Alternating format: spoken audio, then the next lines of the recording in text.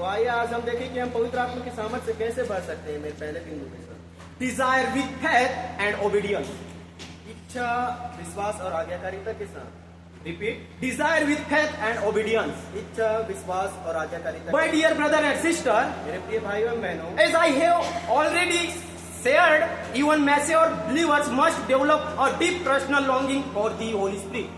और जिस प्रकार से मैंने आपको बताया कि जो परिपक्व विश्वासी है उनको भी परमेश्वर की आत्मा की लालसा रखने की आवश्यकता है। As students of Bible college, we especially need to cultivate the desire in our lives. और जिस प्रकार से हम बाइबल शास्त्र के विद्यार्थी हैं, हमें भी ये इच्छा अपने जीवन में लाने की आवश्यकता है।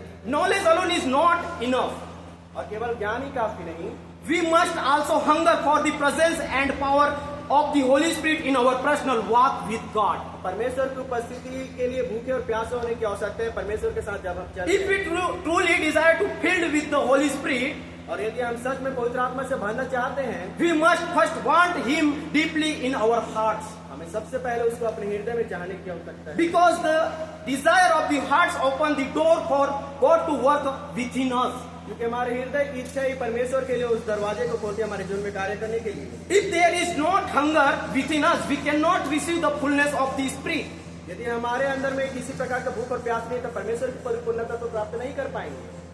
For as it is written in Matthew chapter 5 verse 6, और जिस प्रकार से मत्ती 5:6 में कहता है, blessed are those who hunger and thirst for righteousness, for they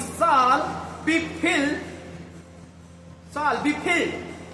धन्य वे जो धार्मिकता के लिए भूखे और प्यासे क्योंकि तृप्त किए जाएंगे। In this verse, Jesus highlights two important things: hunger and thirst, इस पद में हम देखने पाते हैं दो मुख्य बातों को परमेश्वर यीशु मसीह कहता है, भूखा और प्यासा, which are essential for human life. और जो मनुष्यों के लिए बहुत ही महत्वपूर्ण है। The people can do anything for this. और लोग इसके लिए कुछ भी कर देते हैं। Many people even leave everything, their work, their study, they feel hunger, thirst.